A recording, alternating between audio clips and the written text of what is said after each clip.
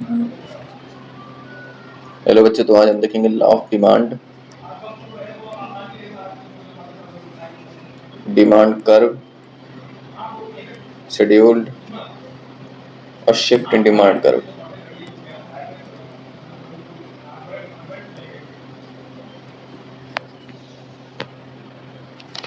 तो पिछली वीडियो में हमने पढ़ा था कॉन्सेप्ट ऑफ डिमांड के बारे में और डिटर्मिनेंट्स इसके क्या क्या है।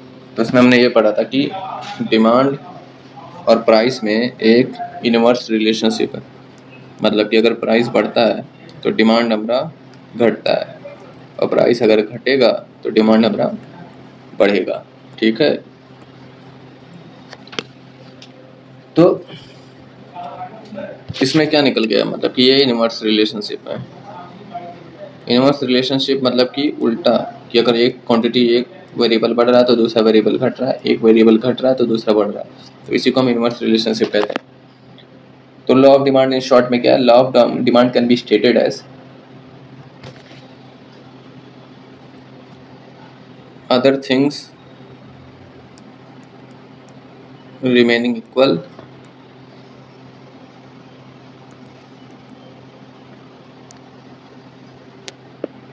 the inverse relationship between goods demanded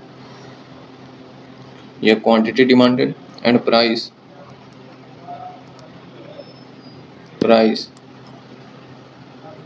is law of demand।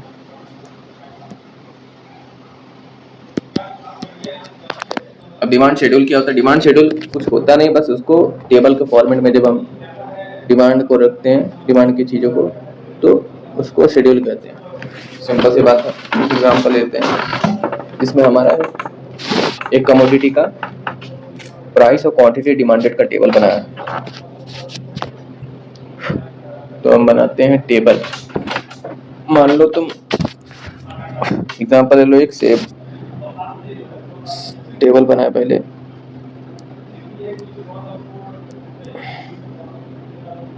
Price of Apple और डिमांड क्यूडी। ठीक है, तो मान लो पहले हमारा क्या था,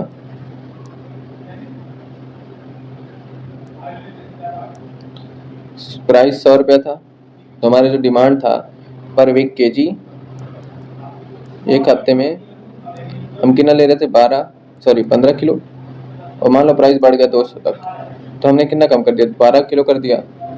300 तक हो गया तो हमने 8 किलो कर दिया। 400 तक हो गया तो हमने 3 किलो कर दिया। तो हमारा क्या 4 कॉम्बिनेशन बन रहा है। इसमें हम देख रहे हैं कि हम जैसे जैसे प्राइस बढ़ रहा है वैसे वैसे डिमांड घट रहा है। क्या हो रहा है? घट रहा है। यहाँ प्राइस बढ़ रहा है, यहाँ डिमांड घट जा रहा है। तो और इसके बाद हम इसी को अगर प्लॉट करेंगे ग्राफ में, तो हमारा कुछ इस तरीके का बनेगा।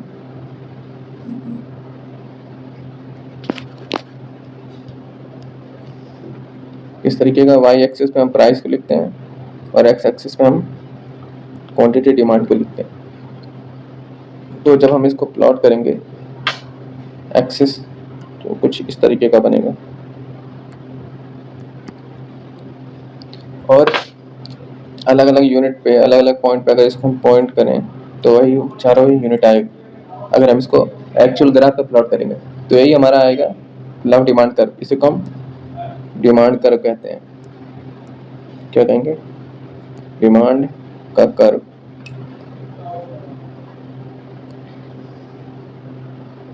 तो इसको हम कैसे डेफिनेशन लिखते हैं? तो डिमांड कर्व क्या होता है? It states relationship between quantity of a good that consumers are willing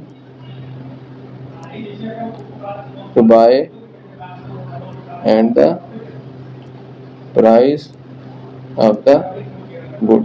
ये हो गया हमारे डिमांड कर्व का डेफिनेशन। अब देखते हैं हम इम्पोर्टेंट फीचर क्या है कि जो हमारा डिमांड कर्व बन रहा है, क्या बन रहा है, लेफ्ट टू, ये प्राइस हो गया इधर और QD इधर, ये वाई एक्सिस, ये x axis, left to right हो रहा। और ज़रूरी नहीं कि ये स्ट्रेट लाइन हो, ये स्ट्रेट लाइन भी हो सकता है, ये कर्व भी हो सकता है। तो whether the demand curve is a straight line or a curve depends on how much quantity demand rises with the fall of its price or how much quantity demanded falls with the rise in the price of the commodity। ठीक है, तो simple से यही है कि हमारे ये curve भी बन सकते हैं और ये स्ट्रेट लाइन भी हो सकता है। तो ज़रूरी नहीं कि सिर्फ स्ट्रेट लाइन हो या सिर्फ कर्व हो। ये हमारा डिमांड कर्व है।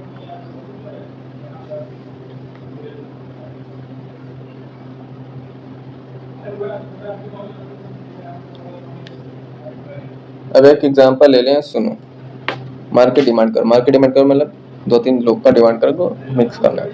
मतलब एक मार्केट में क्या होगा, एग्जांपल ले लें कि हमारे पास प्राइस दिया है 3, 4, 5, 6।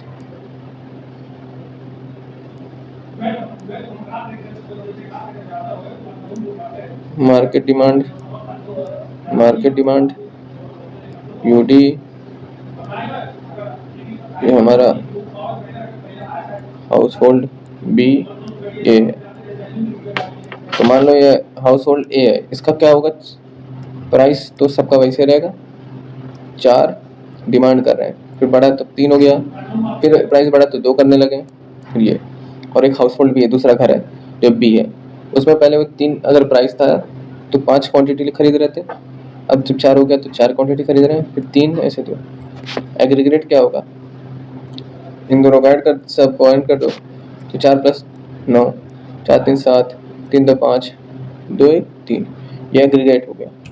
अब इसका हम वो बनाएंगे इंडिविजुअल डिमांड कर, तो एक हमारा डिमांड कर वैसे बनेगा कुछ, पहले वाले का, ए वाले का, दूसरे वाले का जब हम इसको प्लॉट करेंगे सही से एग्जैक्ट, तो कुछ इस तरीके का बनेगा। ये बी वाला है और ये ए वाला, तो इसका कुछ इस तरीके का बनेगा। और जब हम दोनों को मिक्स कर देंगे, जब ये ऐड कर देंगे, तो हमारा डिमांड कर्व कुछ इस तरीके का बन गया। तो DM मार्केट डिमांड क्या हो गया, DA + DB, demand curve of A + demand curve of B। तो ये हमारा मार्केट डिमांड कर्व बन गया, दोनों को ऐड करके, तो ऐसे मार्केट डिमांड कर्व बनता है। अब बात आती है कि ये डिमांड कर्व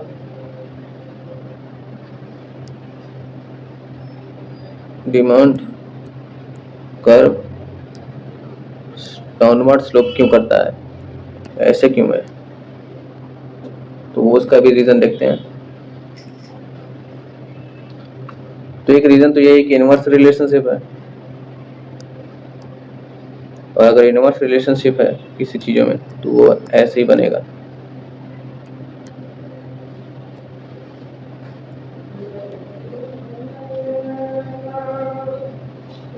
इसको हम कार्डिनल यूटिलिटी एनालिसिस से भी मैंने प्रूव किया पिछले वीडियो में, जाके उसको देख लेना। कार्डिनल यूटिलिटी एनालिसिस से ट्रेडिशनल मेथड है वो, कि कैसे डिमांड कर्व को हम प्रूव कर सकते हैं। लेकिन मॉडर्न जो थ्योरीज है उससे हम देखते हैं सब्स्टिट्यूशन इफेक्ट।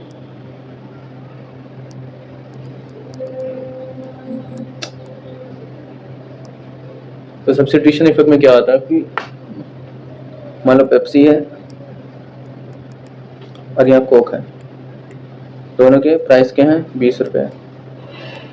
मान लो if the price of the Coke is raise to 25 रुपये, अगर इसका प्राइस बढ़ के कितना हो गया, 25 रुपया, तो लोग, और प्राइस ऑफ पेप्सी 20 के 20 है,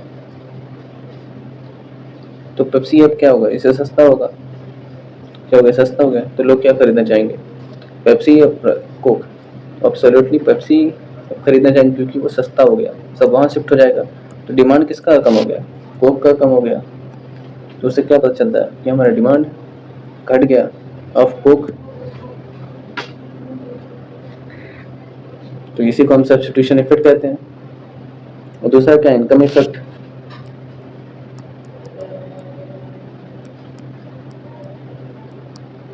इनकम इफेक्ट क्या होता है, तो जैसे जैसे प्राइस ऑफ मैंगो फॉल्स करता है, the purchasing of power of that given in money income rises.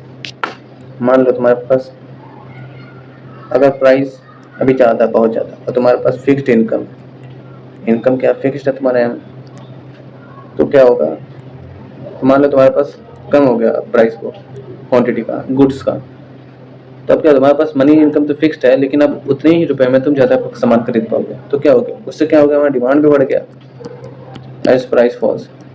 तो इसे को हम इनकम इफेक्ट कहते हैं। और ऐसे commodity whose quantity demanded rise with the rise in money और real income is called a normal commodity. Normal commodity क्या होता है कि जब क्वांटिटी डिमांड राइज करता है with the rise in money और रियल इनकम, एम बढ़ते ही। और दूसरा क्या कि अगर हमारा इनकम भी बढ़ता है तो हमारा क्यूडी बढ़ेगा, क्योंकि हमारे पास ज़्यादा पैसे आ जाएंगे तब। और इस इनकम इफेक्ट को हम पॉजिटिव इनकम इफेक्ट कहते हैं in case of normal commodity. Normal commodity के केस में हम इसे पॉजिटिव इनकम इफेक्ट कहते हैं, इनकम इफेक्ट। और नेगेटिव इनकम इफेक्ट कब होता है, इंफीरियर कमोडिटी के रिस्पेक्ट में। इंफीरियर मतलब कि वही कि अनब्रांडेड वगैरह चीज़ जब लोग कम खरीदना चाहते हैं तो उसे इंफीरियर कमोडिटी कहते हैं, जो कि अनलग्जरी आइटम्स होते हैं। जब इनकम लोगों के बढ़ने लगते हैं तो लोग इंफीरियर कमोडिटी को कम पसंद करते हैं, तो उससे वो उनका जो डिमांड होता है और कम हो जाता है। प्राइस इफेक्ट क्या है, प्राइस इफेक्ट क्या होता है, दोनों को ऐड करना। प्राइस इफेक्ट को हम पी से डिनोट करेंगे और P E is equal to I E plus. तो ऐसे क्या हमारा सब्स्टिट्यूशन इफेक्ट है, आई क्या है इनकम इफेक्ट है। तो जब इन दोनों को ऐड कर देंगे तो हमारा प्राइस इफेक्ट आ जाएगा। तो substitution effect and income effect are combined to get this what is price effect.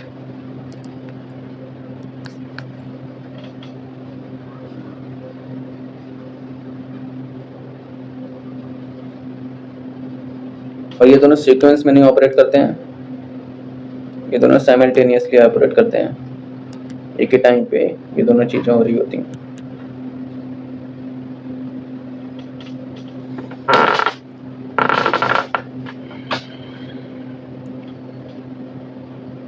तो अब होगा हमारा गिवन गुड्स। गिवन गुड्स क्या होता है भाई, इंफीरियर कमोडिटी वाले गुड्स, उसको हम गिवन गुड्स कहेंगे। और वेबलेन गुड्स होता है जो लग्जरी आइटम्स होता है, उसको हम वेबलेन गुड्स कहते हैं। और गिवन गुड्स को दिया किसने था, रॉबर्ट गिफन नाम के एक साइंटिस्ट थे, उन्होंने इसको दिया था, उन्हीं के नाम पे ये लिखा गया।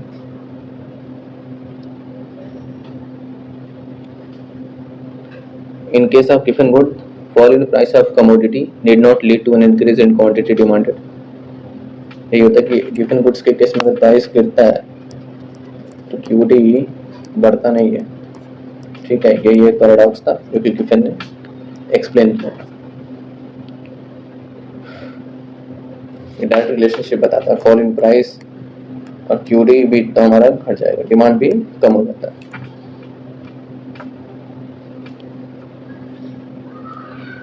अब देखते हैं शिफ्ट क्या होता है डिमांड कर्व में। शिफ्ट्स तो expansion and contraction in demand. Price के अलावा कुछ और भी चेंजेस करेंगे अगर हम, तो उसमें डिमांड कर्व में शिफ्ट होता है। तो कौन कौन से फैक्टर्स हैं, जैसे कि हमारे एक फैक्टर है मनी, मनी एक फैक्टर है। अगर मनी बढ़ता है तो हमारा demand curve right about shift होता है। इस पहले अगर ऐसे था तो अगर मनी बढ़ेगा तो ऐसे होगा।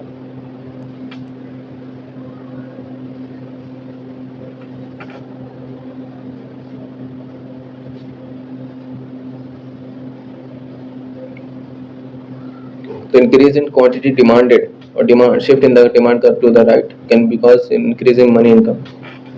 तो मनी इनकम अगर बढ़ता है हमारा तो हमारा जो क्वांटिटी डिमांडेड का जो कर्व है डिमांड कर्व होता है वो शिफ्ट होता है राइट की तरफ.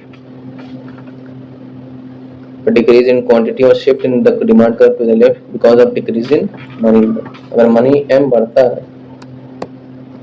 m हमारा अगर घटता है तो हमारा डिमांड कर्व लेफ्ट की तरफ शिफ्ट होगा और अगर m हमारा बढ़ता है तो डिमांड कर्व राइट की तरफ शिफ्ट होगा.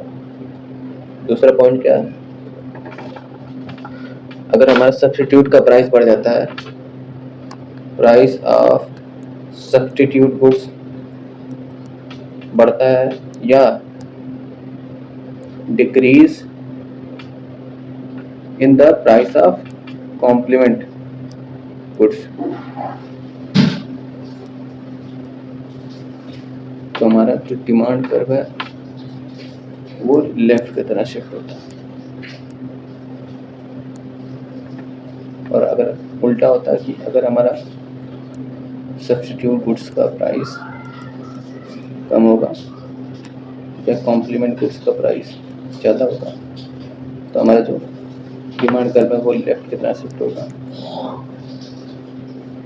और ऊपर हमारा राइट की तरह शिफ्ट होगा और नीचे हमारा लेफ्ट की तरह शिफ्ट होगा.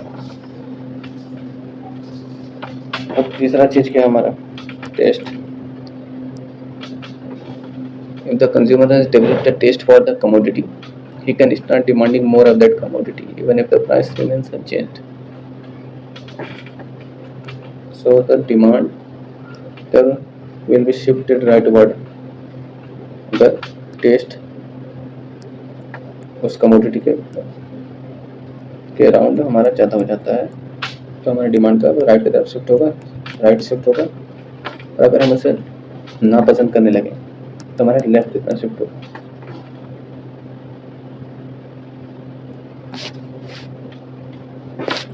तो बस यहीं तक था. नेक्स्ट में हम देखेंगे इलास्टिसिटी ऑफ डिमांड.